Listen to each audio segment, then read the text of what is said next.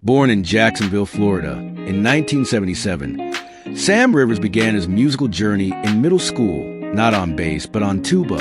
He picked up the instrument because his friend John Otto played jazz drums. The two would later reunite as bandmates in Limp Bizkit, though for years they thought they were actually cousins. A rumor they eventually discovered wasn't true. As he grew older, Rivers fell in love with the bass guitar and began experimenting with different sounds and genres. He met Fred Durst, and the two formed a short-lived group called Malachi Sage. But destiny had bigger plans. In 1994, joined by Otto, eccentric guitarist Wes Borland, and DJ Lethal from House of Pain, the five created one of the most controversial yet defining bands of the late 90s, Limp Bizkit. Montage, album covers, and concert crowds. The band's rise was explosive.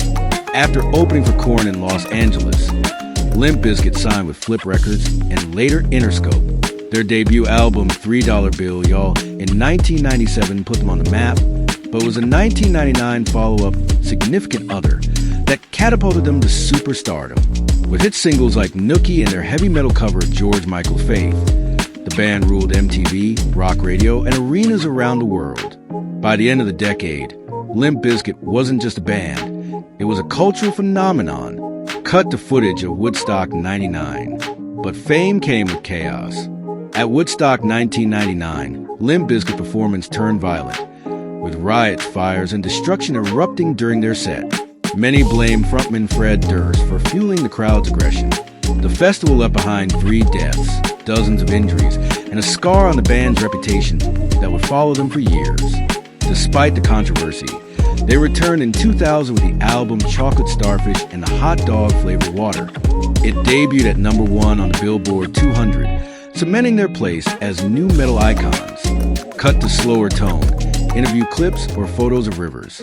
Behind the scenes, though, the band battled creative differences. Rivers briefly took over guitar duties for the 2003 album.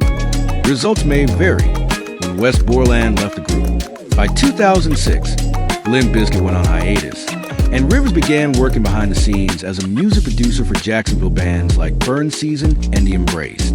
But health problems soon changed everything. In a later interview, Rivers revealed that years of heavy drinking had led to severe liver disease. He said, "I got liver disease from excessive drinking. I had to leave Limp Bizkit in 2015 because I felt so horrible. A few months after that, I realized I had to change everything." Rivers quit drinking, followed doctor's orders, and eventually underwent a liver transplant that saved his life. The transplant was a perfect match, and it allowed him to rejoin Limp Bizkit in 2018, where he played until his death. Emotional segment, soft music, slow montage of Rivers performing. On Saturday, the band confirmed the devastating news. Sam Rivers had passed away. They did not reveal the cause of death, though he had a long history of liver complications. Their tribute read, "He was a once-in-a-lifetime kind of human, a true legend of legends, and his spirit will live forever in every groove, every stage, every memory. We love you, Sam. Rest easy, brother. Your music never ends." Closing scene, fade out on candlelight and bass guitar silhouette. From the chaos of Woodstock to the top of the charts, from pain to redemption. Sam Rivers' story is one of heart, resilience, and rhythm. He wasn't just a bassist. He was a pulse of Limp Bizkit, the groove that carried a generation of fans. Rest in peace, Sam Rivers. 1977 to 2025. Your music lives on forever.